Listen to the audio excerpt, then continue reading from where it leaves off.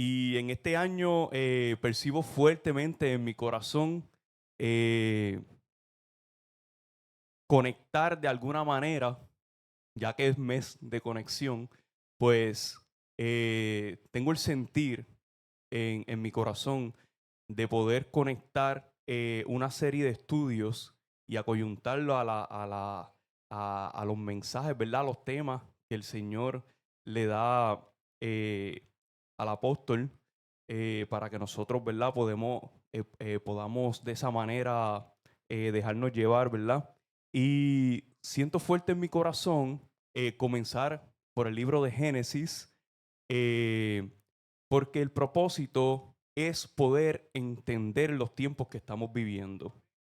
La iglesia necesita urgentemente ser discipulada en este tiempo.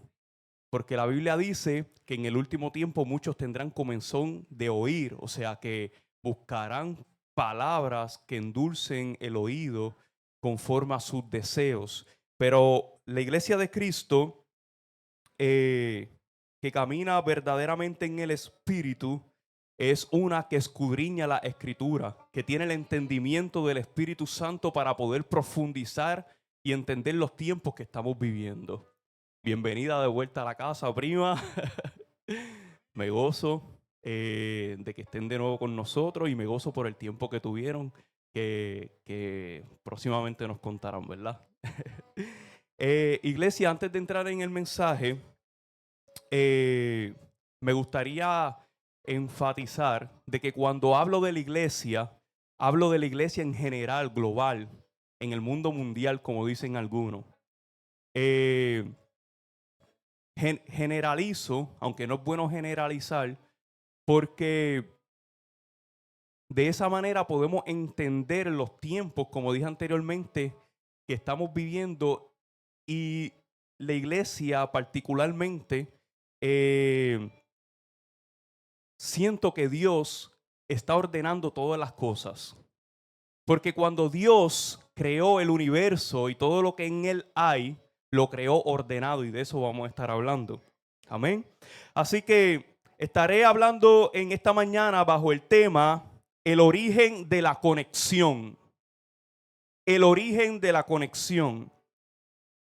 Y estaremos hablando, por supuesto, de la conexión y la desconexión, y usaremos la palabra separar para desconexión. ¿Ok? Así que cuando yo mencione separar, piense que estoy diciendo desconexión. Amén. Así que si me acompaña al libro de Génesis capítulo 1, libro de Génesis capítulo 1, del verso 1 al 8. Cuando lo tenga, diga amén. Gracias, Padre, en el nombre de Jesús, de tu Hijo amado. Gracias por tu presencia.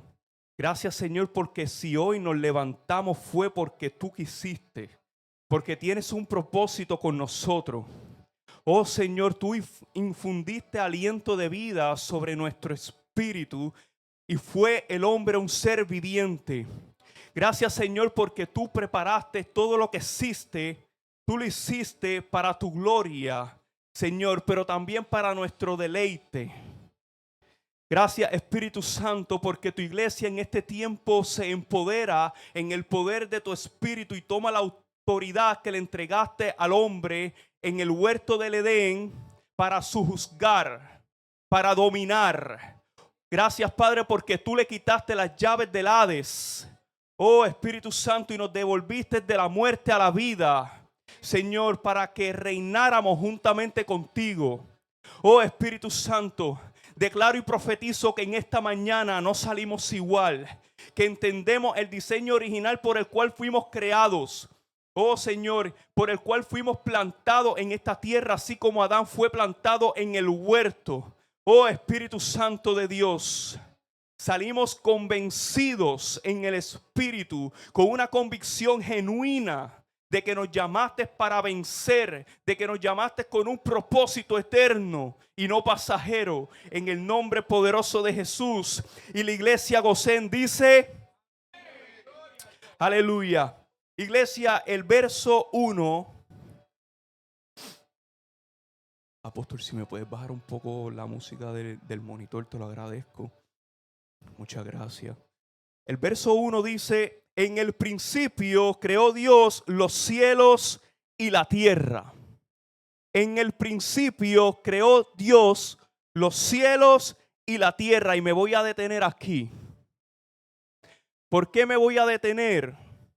Porque entre el versículo 1 del libro de Génesis, capítulo 1, y el verso 2 hay un espacio.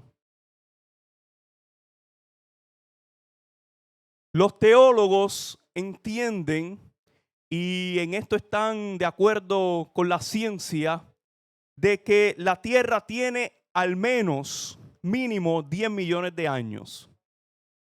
Quiere decir que entre el verso 1 y el verso 2 hay un espacio de posiblemente 10 millones de años. Ahora, ¿por qué esto es importante? Porque como dije anteriormente, cuando Dios creó los cielos y la tierra, creó todo ordenado, porque Dios es un Dios de orden. Ahora, es bien interesante porque la Biblia constantemente nos menciona los cielos en plural. La Biblia no nos dice el cielo. ¿Y por qué nos dice los cielos? Porque hay 3 cielos.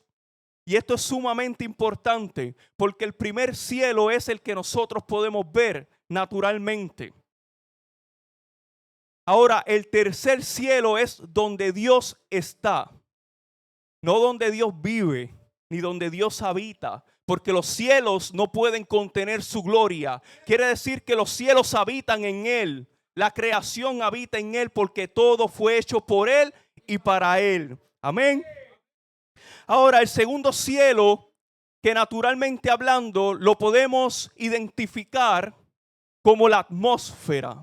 Lo que es la atmósfera en el plano natural es lo que la Biblia se refiere al aire. Quiere decir que en el segundo cielo están los principados, las potestades, etcétera, etcétera, y dominan en esa región celeste sobre la tierra.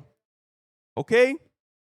Ahora, esto es sumamente importante porque científicamente hablando, en la atmósfera, en el segundo cielo, se dice que existe algo llamado electromagnetismo. ¿Y qué significa esto? Esto lo que quiere decir es que es lo que da la capacidad de que las comunicaciones se lleven a cabo. Cuando hablamos por teléfono, cuando escuchamos la radio, cuando vemos televisión, que casi nadie la ve ya en estos tiempos, o vemos las redes sociales, YouTube, etcétera, el electromagnetismo permite que las ondas viajen para las comunicaciones, para nosotros poder escuchar. Ahora mismo yo estoy hablando, ustedes me están escuchando, o por lo menos eso espero, sí, los veo atentos. Y los que están por YouTube, por las redes también, se pueden suscribir, anuncio no pagado. Cuando podemos escuchar las comunicaciones, quiere decir que están viajando ondas. ¿Y por qué Dios creó esto? Porque fue Dios el que lo creó, no fue el hombre. El hombre solamente utilizó lo que hay en la atmósfera como el Wi-Fi, que es una señal que está gravitacionando como las palabras proféticas, pero ese es otro mensaje. Está gravitacionando y nosotros, entonces el hombre tomó esa señal, creó un receptor como el modem, el router, etcétera, para transmitir esa señal y que pueda haber comunicación. Más adelante van a entender el por qué estoy hablando de esto. ¿Ok? Verso 2. Y la tierra estaba, ¿qué? Desordenada y vacía. Dios creó todo ordenado, pero luego en el verso 2 estaba todo desordenado y vacío. Ahora, ¿qué es lo que implica esto? Que el lapso de tiempo entre estos dos versículos, lo que se entiende es que ocurrió la caída de los ángeles, de Luzbel con sus ángeles, y está desordenada y vacía por el producto de su caída, ¿ok? Y las tinieblas estaban sobre la faz del abismo, y el Espíritu de Dios se movía sobre la ¿qué? La faz de las aguas. Quiere decir que somos atraídos, nos vamos a mover conforme al parentesco que tengamos, porque toda verdad es paralela. ¿Ok? Me explico. Las tinieblas estaban sobre la faz del abismo. El abismo, en el abismo hay oscuridad. El abismo se refiere a las partes más profundas de la tierra. Quiere decir que el abismo atrae las tinieblas. Y las tinieblas se mueven en donde hay desorden y en donde hay un vacío. Aleluya.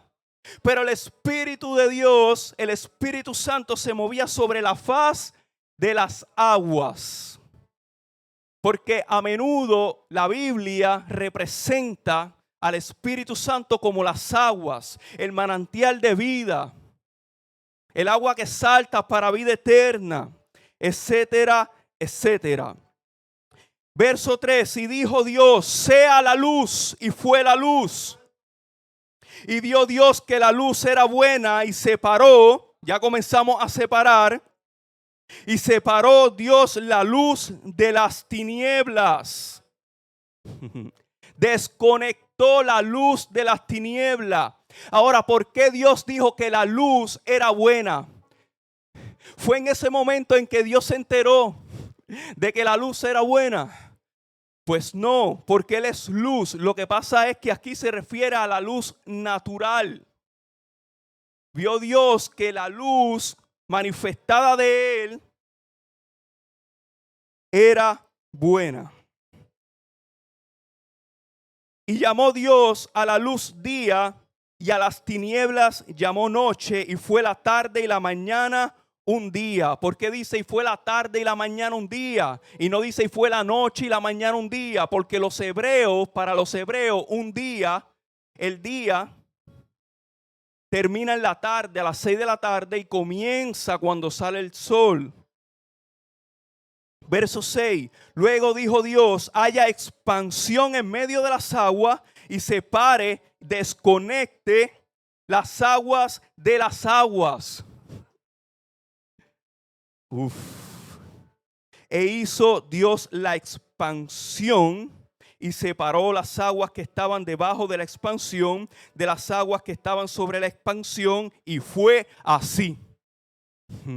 Y termina diciendo ese verso, y fue así. Quiere decir que Dios no miente. Quiere decir que cuando Dios dice algo sobre tu vida, Él lo cumple. Quiere decir que Él no tiene la última palabra, sino que tiene la única.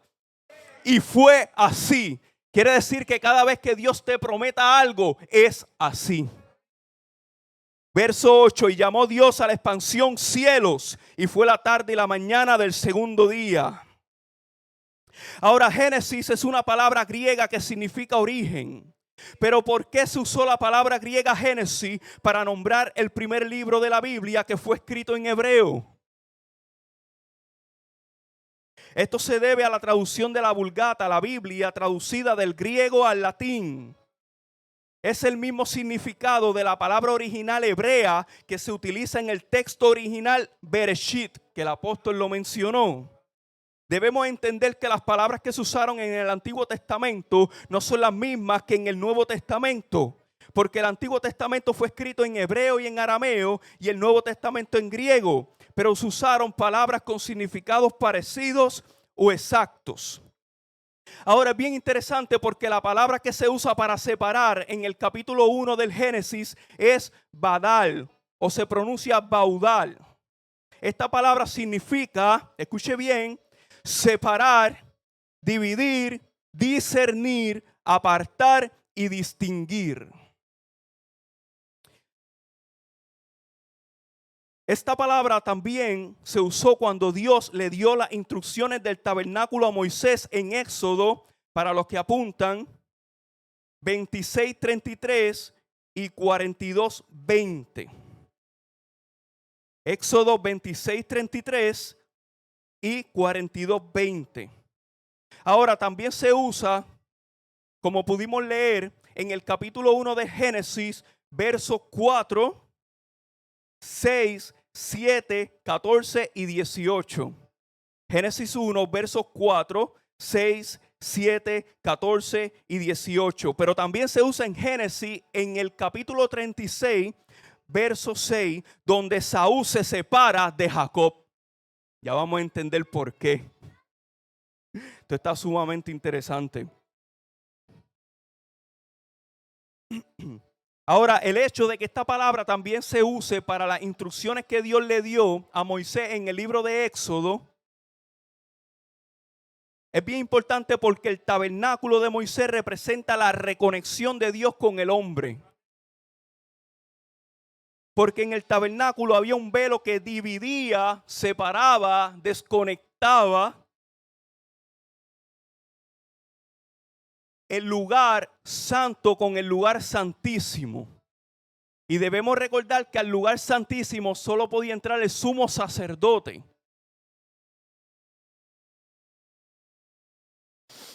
Ni los hijos del sumo sacerdote, ni los amigos, solo el sumo sacerdote.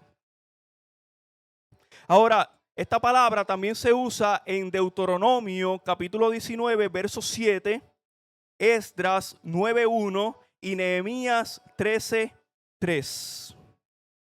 Ahora, es bien interesante porque las veces que Dios utilizó esta palabra fue para separar la luz de las tinieblas, para separar el tabernáculo que representa la presencia de Dios y para separar a Jacob de Esaú, que representan el pacto de Dios para con la nación de Israel y por consiguiente con nosotros los gentiles.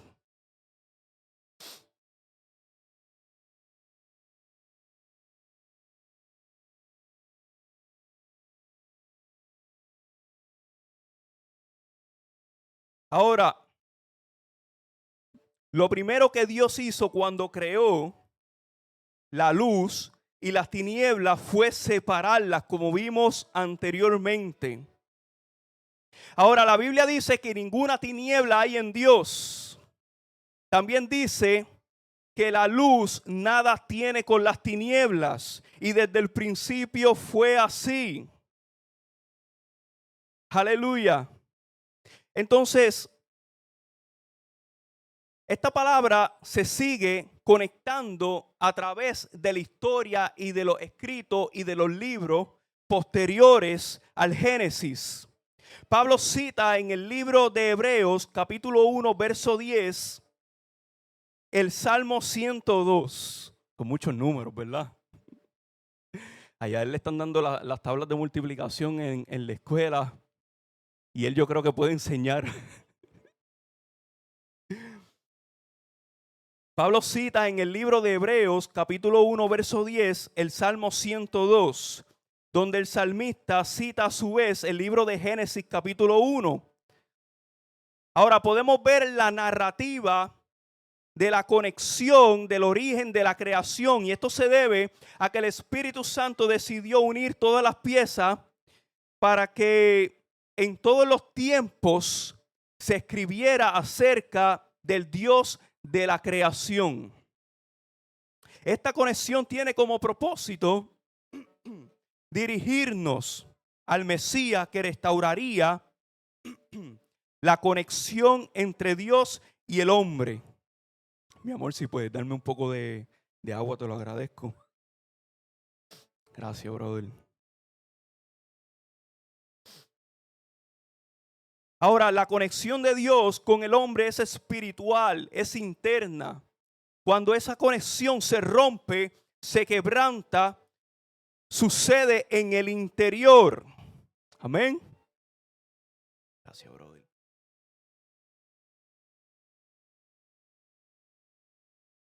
Esa conexión sucede en el interior del hombre.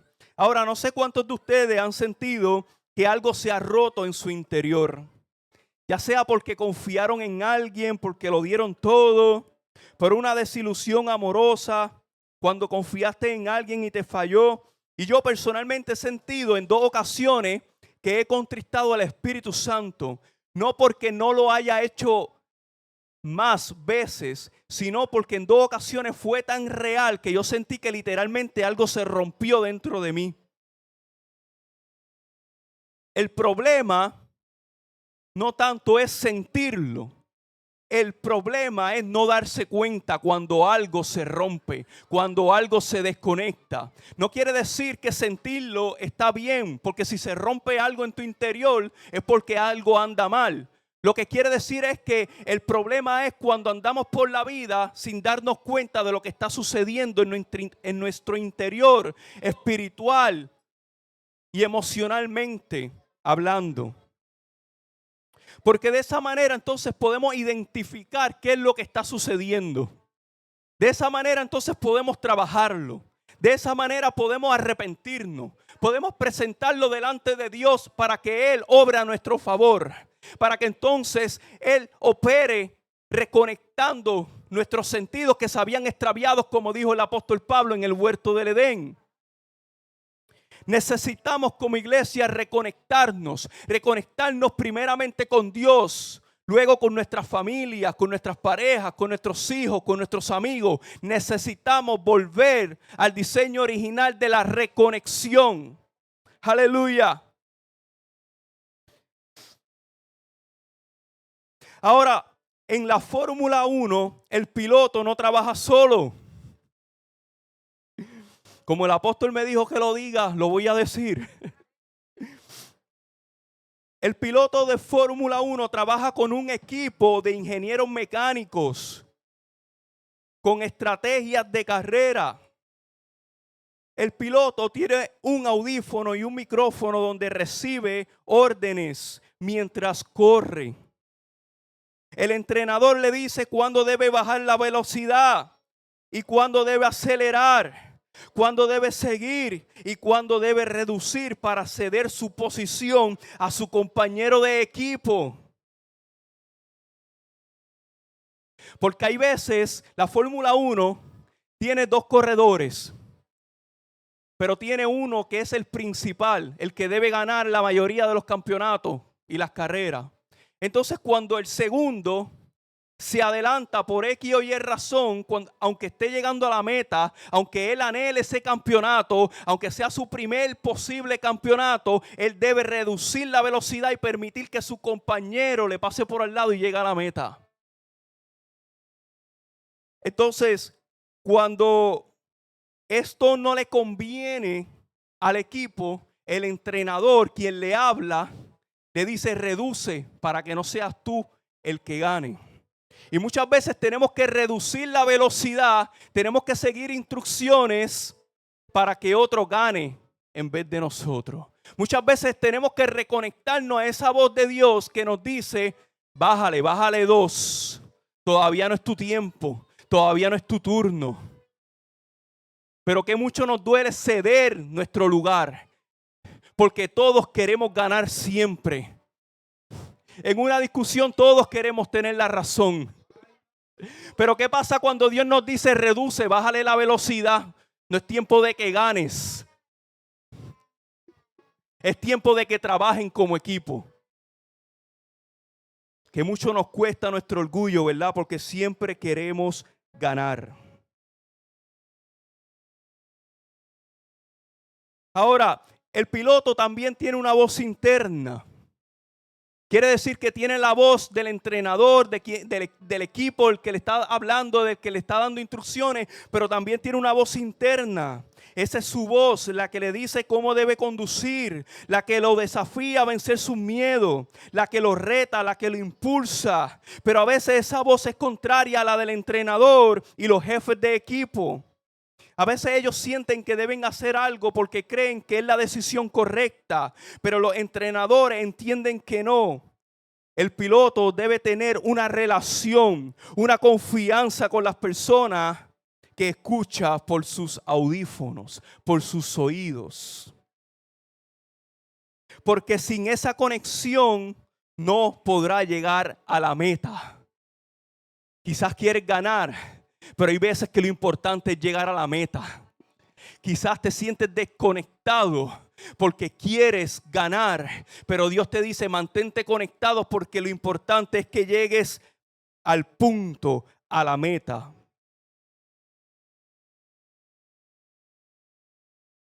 Si el piloto no sigue las instrucciones, puede tener accidentes en la carrera, incluso mortales. Puede poner hasta en riesgo la vida de los otros pilotos. Quiere decir que conforme a la voz que escuchas y las instrucciones que decides tomar, van a salvar la vida de los que te rodean o las va a poner en peligro. Es tiempo de reconectarnos, iglesia.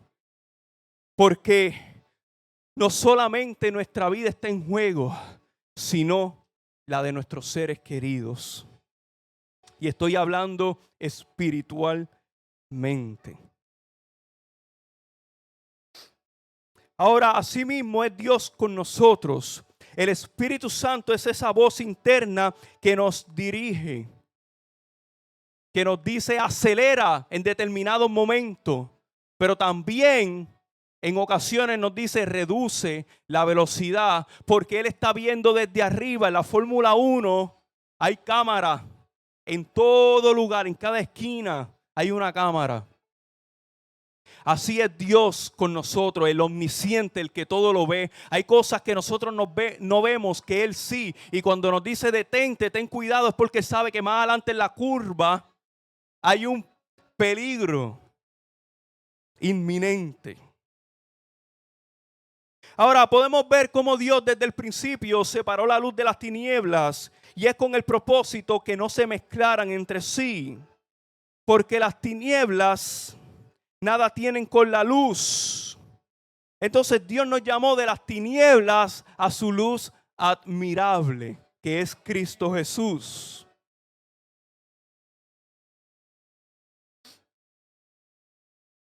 Ahora, cuando hablamos de separación, hablamos también de consagración. Y la consagración es la separación para un propósito en específico.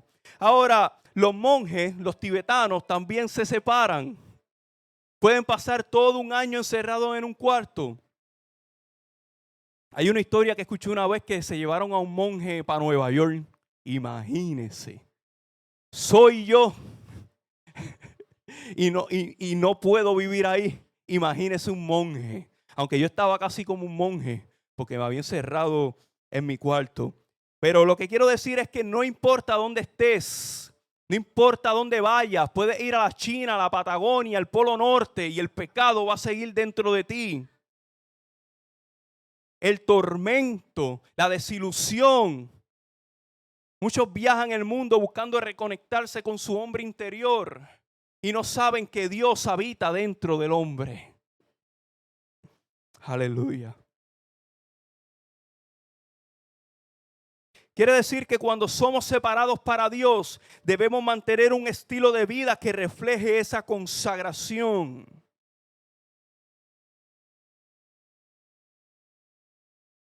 Esto quiere decir que Dios separa al hombre de diferentes maneras. Nos separa para cumplir su propósito. Nos separa para ser llenos de su Espíritu Santo. Nos separa para una asignación en específico. Nos separa para entrenarnos y para enseñarnos, para capacitarnos. Pero también Dios puede separar al hombre para perdición. ¿Qué? ¿Qué significa esto? Vamos a profundizar un poco.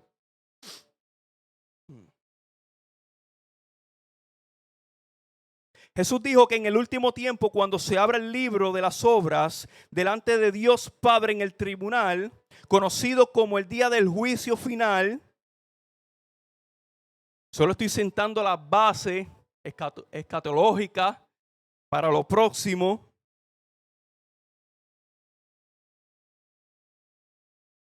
Este día estará el ser humano delante del juez, que es Dios Padre, y delante de Jesús, que es el abogado.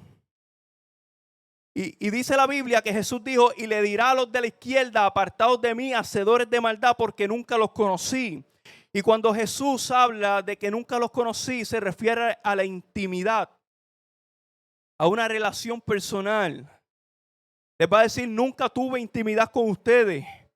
Nunca tuve una relación personal, por lo tanto, apártense de mí. Quiere decir que los que se apartan para Dios, los que se separan, los que se conectan, los que se consagran para Dios, permanecerán eternamente junto a Él. Pero los que se apartaron de Él en esta vida terrenal para acercarse al pecado, para acercarse a la maldad, Jesús les dirá: apártense de mí, porque no los conocí. Porque vivieron sus vidas terrenales apartados de mí. Por lo tanto, ahora, el día del juicio, yo les anuncio que vivirán separados eternamente de Jesús.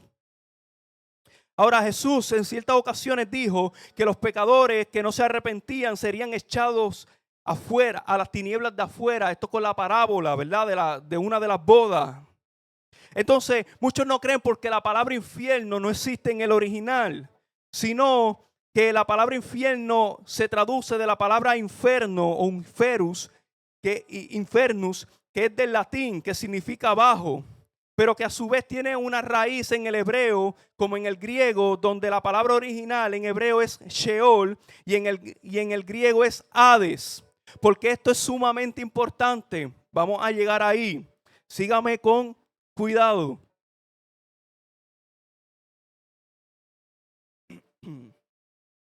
La Biblia nos dice que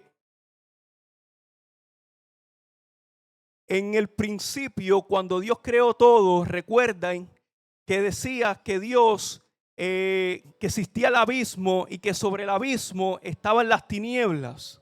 Pues Jesús habló de este lugar. Este lugar es llamado como el seno de Abraham. Cuando vamos a la historia de Lázaro, el pobre y el rico, dice que el hombre rico vio que su siervo Lázaro estaba al otro lado de una cima, de una montaña. Y Lázaro estaba en el Sheol, en la parte dividida que se conoce como el infierno. Pero Lázaro, el pobre, estaba en el seno de Abraham. Y dice que el rico tenía tanta calor por el fuego que hacía, que quería que su siervo le llevara agua para él saciar su sed, porque pensaba que aún después de la muerte él era su siervo, que él era su esclavo. Ahora dice la Biblia que había una montaña, una cima que los dividía, que ni el rico podía ir a donde Lázaro, ni Lázaro podía ir a donde el rico.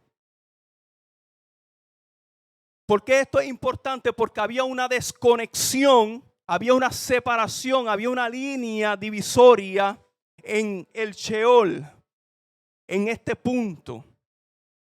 Ahora, la Biblia dice que los que morían en el antiguo pacto, los que esperaban la promesa del Mesías, iban al seno de Abraham. Quiere decir que ahí estaba Abraham, ahí estaba Isaac, ahí estaba Israel, ahí estaba David.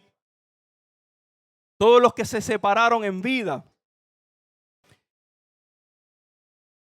Y dice la Biblia que Jesús, cuando es crucificado, desciende a las partes profundas de la tierra, lo que comparó esa experiencia con la experiencia de Jonás. ¿Cuántos saben que Jonás huyó de Dios porque no quería profetizar lo que él le dijo? La ballena se lo tragó, estuvo 3 días en el vientre y luego lo escupió. Pues Jesús dijo: ninguna señal hay para ustedes, hablándole a los fariseos, sino la señal de Jonás, que estuvo 3 días en el vientre del pez. Asimismo el Hijo del Hombre estará 3 días en el vientre, en el centro de la tierra. Ahora, esto es bien importante porque sabemos, la historia nos dice que Jesús fue crucificado entre 2 ladrones. Uno de ellos reconoció que él era el Cristo y se arrepintió, y el otro no. Y esto es bien importante porque Jesús le dice al que se arrepintió: de cierto te digo hoy, que hay una coma ahí en el original, ese es otro punto, que estarás conmigo en el paraíso. Ahora, el paraíso, cuando Jesús hablaba de esto al ladrón, se refería al seno de Abraham, del cual estamos hablando. Quiere decir que el paraíso no es el cielo como siempre pensamos cuando veíamos en las cartas, ¿verdad? De la funeraria, etcétera. El paraíso estaba en el centro de la tierra, pero estaba dividido. Quiere decir que estas personas estaban en paz, no estaban siendo castigadas y estaban esperando la promesa del Mesías que había de venir, y vino y descendió a las profundidades y le quitó las llaves del Hades, que significa infierno y muerte. Quiere decir que Jesús venció sobre las potestades infernales, sobre las potestades de la muerte.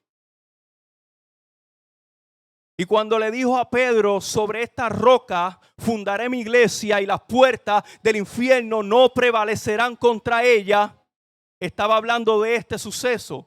Conexión, diga conexión. Estamos conectando todos los puntos. Quiere decir que Jesús murió por nuestros pecados para que no anduviésemos más en tiniebla, sino que caminemos en su luz.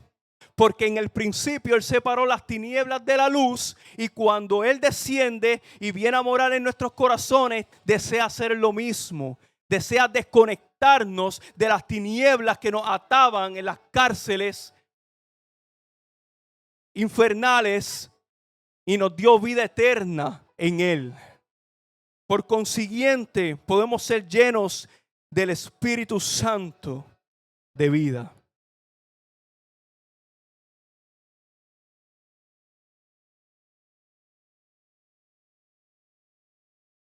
Ahora, es bien interesante porque algunos rabí ortodoxos, judíos, no creen que Jesús es el Mesías, porque Jesús dijo: yo no vine a traer paz, sino que vine a traer espada. Y podía haber una entrevista donde un rabí judío ortodoxo argumentaba esto. Pero Jesús a lo que se refería era que a causa de Él, que a causa de su nombre, las familias serían divididas. Porque si entendemos la cultura y la tradición judía, si un hijo se convierte a Jesús, tiene que irse de la casa, tiene que ser exiliado, tiene que irse lo más lejos posible. Y Jesús lo que se refería era que a causa de su nombre, muchas familias o personas, amistades, se iban a desconectar. Y lo podemos ver cuando una persona acepta a Jesús en un hogar y parte de la familia no cree en Jesús. Lo critican, se burlan, lo persiguen, hasta le dejan de hablar muchas veces. Pero Jesús dijo: yo soy el príncipe de paz. El que cree en mí tiene vida eterna. No he venido a condenar al mundo, sino que he venido a salvarlos. Quiere decir que el propósito principal de Jesús al morir en la cruz por nuestros pecados fue perdonarnos, pero reconectarnos con el Padre. Porque cuando Adán y Eva pecan, como he dicho anteriormente, pero voy a repetir algunas cosas para seguir estableciendo fundamento, hay una desconexión entre Adán y Eva con el Padre. Aparece Jehová y le dice: ¿qué ha pasado aquí? Como si no supiera, solamente quería saber qué Adán le contestaba. Ellos son desterrados del huerto, pero ellos entran en un estado de culpa, donde piensan que debido a su pecado, Dios no quiere cuentas con ellos. Y la Biblia no registra que Adán y Eva volvieron a hablar con Dios. La Biblia no registra que ellos volvieron a conversar, a conectarse, a adorarle a Dios. Y si no está en la Biblia es porque no sucedió. Porque la Biblia, cuando la leemos minuciosamente, los detalles son los más que importan.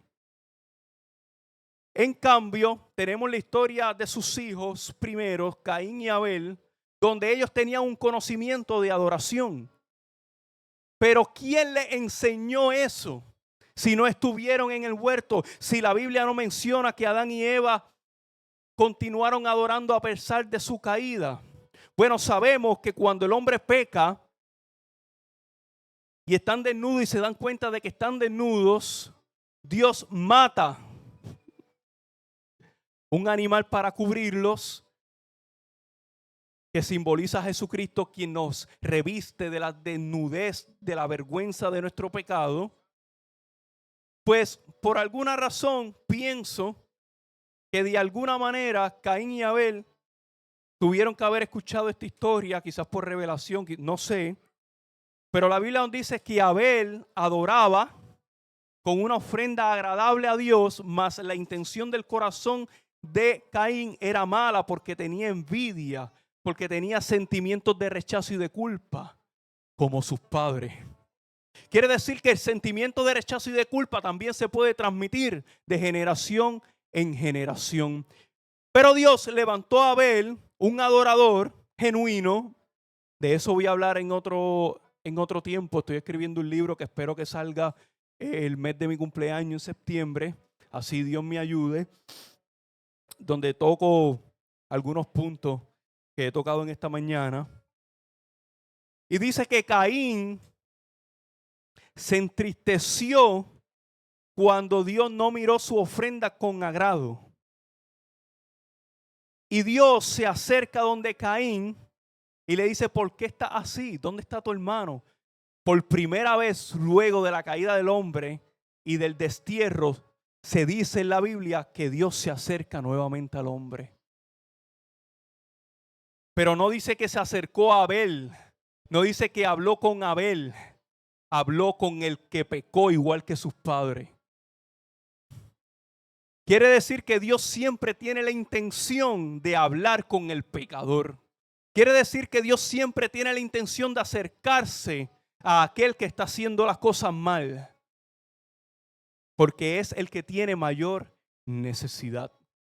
Pero Caín cayó en una tristeza profunda y comenzó a meditar en el rechazo que sintió. En vez de enmendar y buscar una mejor ofrenda, comenzó a maquinar en su interior, a atentar contra la vida de su hermano. Y es bien interesante porque en el original lo que quiere decir es que Caín persistió en el pensamiento profundo de la tristeza. O sea que cuando persistimos en un pensamiento, en un sentimiento que nos domina, nos lleva a hacer cosas que no queremos. Cuando nos desconectamos y no escuchamos la voz de Dios, entonces caemos. Amén.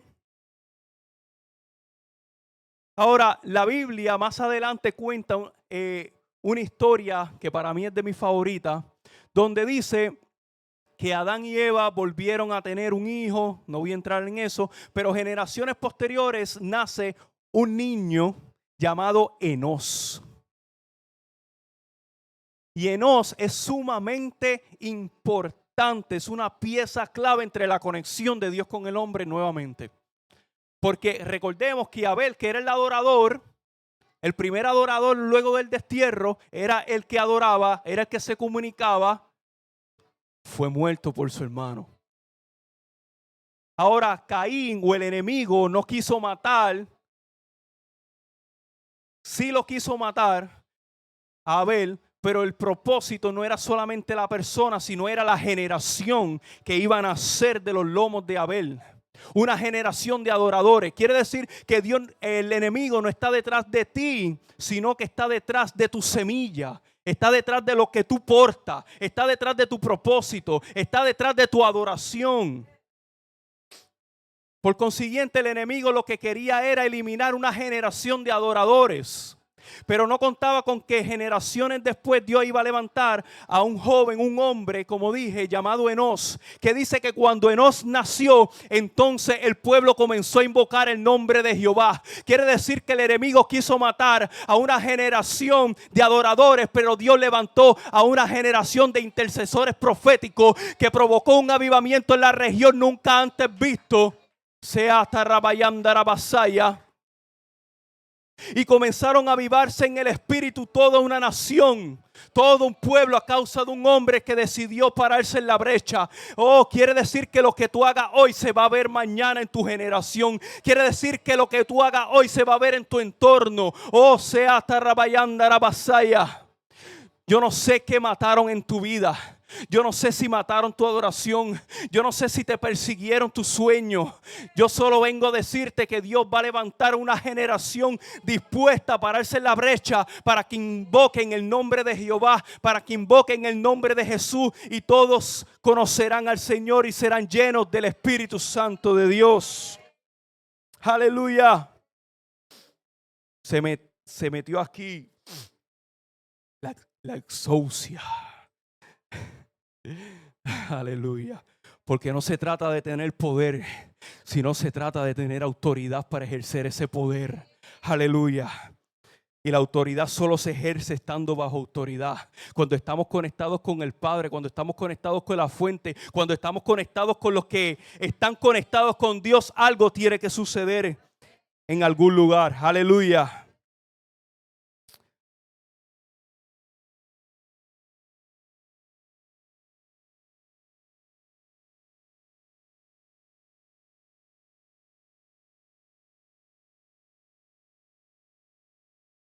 Ahora podemos ver que lo primero que el enemigo hizo en el huerto del Edén fue dividir a un matrimonio.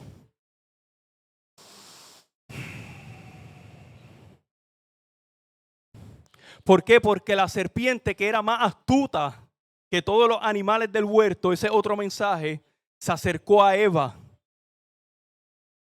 ¿Por qué se acercó a Eva? ¿Por qué se acercó a la mujer? Bueno, hay muchas teorías, hasta muchos chistes, pero no tengo ganas de bromear. Vamos a la teología. Algunos dicen, ¿qué hacía Eva sola? ¿Dónde estaba Adán? ¿Por qué dejaron a Eva sola? Está bueno para los congresos de mujeres, ¿verdad? Pero la realidad del asunto no es dónde estaba Adán, sino qué conversaciones tenían cuando estaban juntos. Porque yo no sé tú, pero yo pienso que si en un matrimonio, una relación, no solo matrimonio, relación de cualquier tipo en donde hay confianza, aunque yo no esté al lado tuyo, yo voy a hacer las cosas correctas. Quiere decir que el problema no era que Adán no estuviera con Eva, sino qué formación, qué intimidad tenían ellos cuando estaban juntos. Intimidad me refiero a pláticas, conversaciones. Porque mi carácter no depende de quién está a mi lado, sino de cuando estoy solo. Entonces posiblemente sí Adán falló en no capacitar a su esposa correctamente. Porque las instrucciones Dios se las dio a él. Pero entonces la serpiente se acerca a Eva y Eva se acerca a Adán. Quiere decir que el oído de Eva fue contaminado por la serpiente, pero Adán fue seducido por las palabras de Eva. Eso es otro punto. Lo que intento decir es que gracias a esa desconexión que tuvo Adán y Eva, sus hijos también fueron desconectados.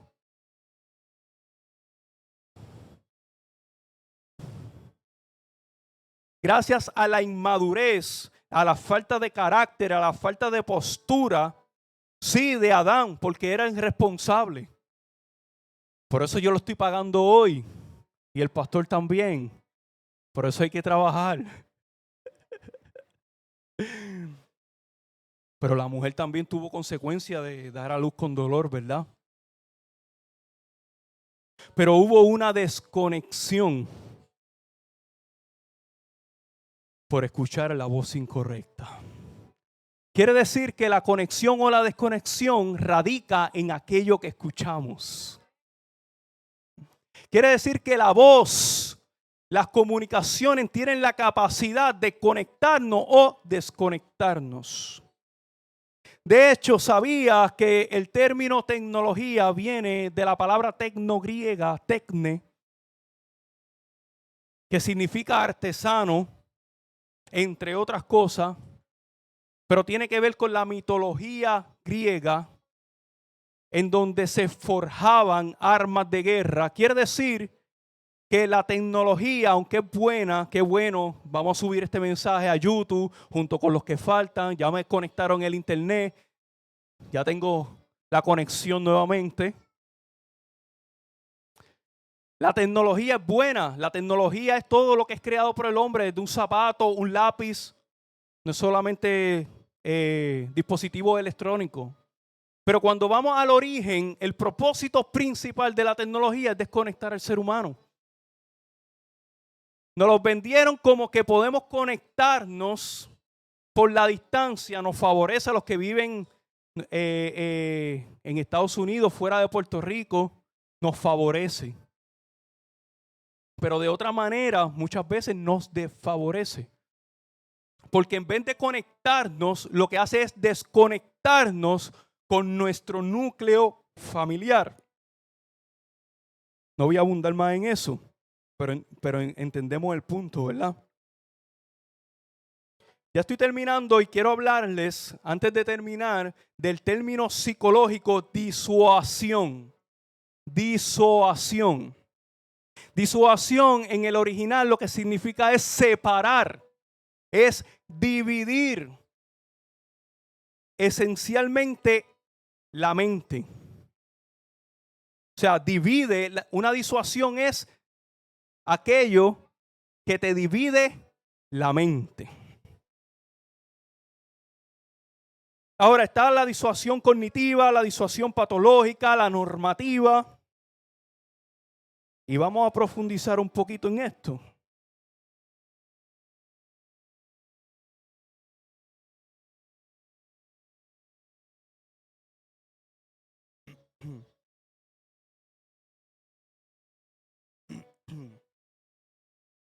La disuasión normativa es la normal, la que nos sucede a todos. No puedes decir a mí no, porque te vas a dar cuenta de que sí. Dice, significa momentos leves de piloto automático. ¿Cuántos han estado en piloto automático? Durante tareas rutinarias. Sea cuando vas guiando y no sabes cómo llegaste a un lugar. Estás fregando para los que friegan. Yo lo hago de vez en cuando, el pastor también. Estamos ungidos. Nuestras esposas, por favor, no. Hoy es nuestro día. O sea, cuando friega y no sabes cómo fregaste, si bien o mal, si terminaste. No sabes cómo llegaste a un lugar, estás haciendo una tarea, te perdiste. Cuando estaba en la fábrica tenía que estar pendiente porque mis dedos corrían peligro. Porque la disuasión normativa es la que te desconecta por un momento de la realidad. Ahora está la disuasión patológica, que fue la que yo sufrí, la que testifico en mi libro, que tengo ahí para el que no lo tiene, pues si desea al final adquirir su copia. Los síntomas disociativos patológicos afectan a todas las áreas del funcionamiento psicológico. Los mismos van desde un leve distanciamiento del entorno inmediato hasta la incapacidad de integrar pensamientos, sentimientos y recuerdos. Como consecuencia, contribuye a una falta de sentido de sí mismo o de identidad. Ahora, está la disuasión en el trauma. Por lo general, la disuasión, la separación de la mente patológica tiene como raíz un trauma, generalmente en la niñez. Lo que muchas veces se somatiza y se producen enfermedades, no solamente mentales, sino físicas. ¿Ok? Tienes dolores en el cuerpo, no sabes por qué, síntomas físicos inexplicables, los doctores no dan con lo que tiene. Muchas veces se debe a disuasión somática, traumas del pasado de la niñez. Disuasión cognitiva, aquí se produce una desconexión entre los pensamientos, las emociones y los recuerdos de la persona. Uno de los síntomas característicos es la amnesia disociativa, o sea, te olvidas de las cosas de vez en cuando. Disuasión emocional, un tipo que implica una desconexión entre las emociones y la experiencia subjetiva de la persona. De este modo, se manifiesta como embotamiento emocional, donde la persona se siente desconectada de sus emociones o experimenta dificultades para vivirlas plenamente.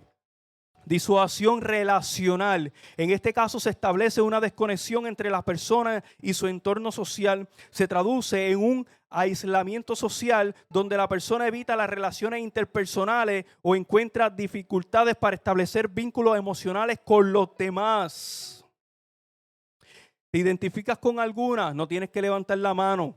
Lo importante es que podamos introspectar y entender cosas que quizás no hemos escuchado o hemos visto y no le hemos dado la importancia.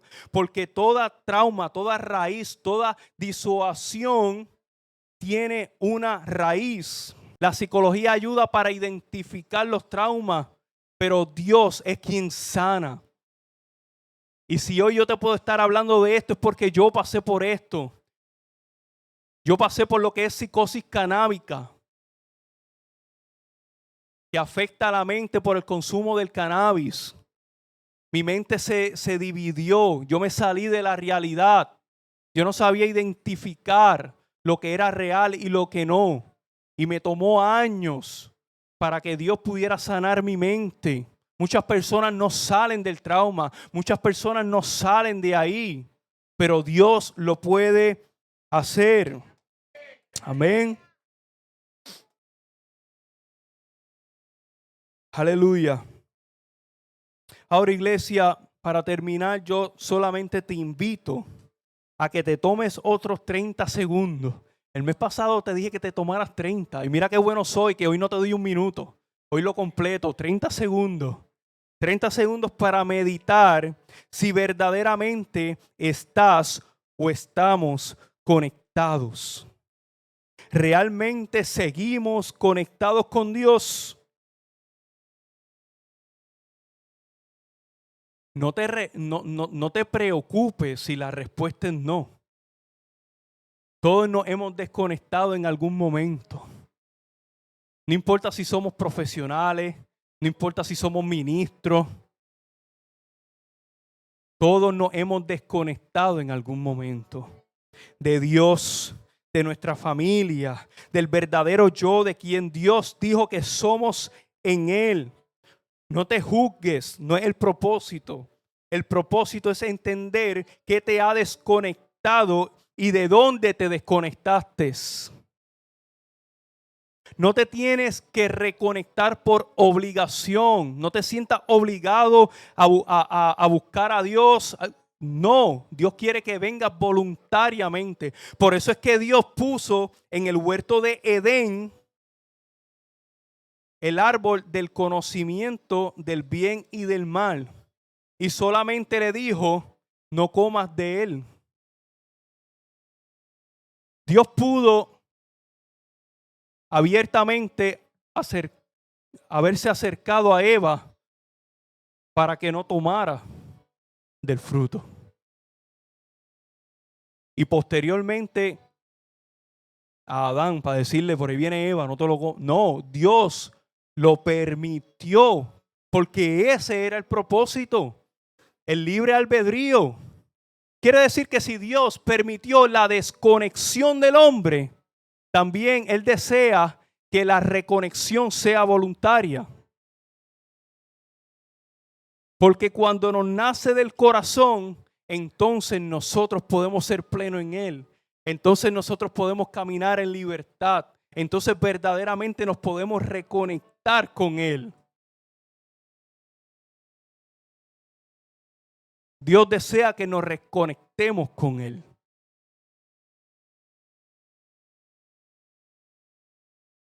Yo sé cuando me siento frío, como un témpano de hielo.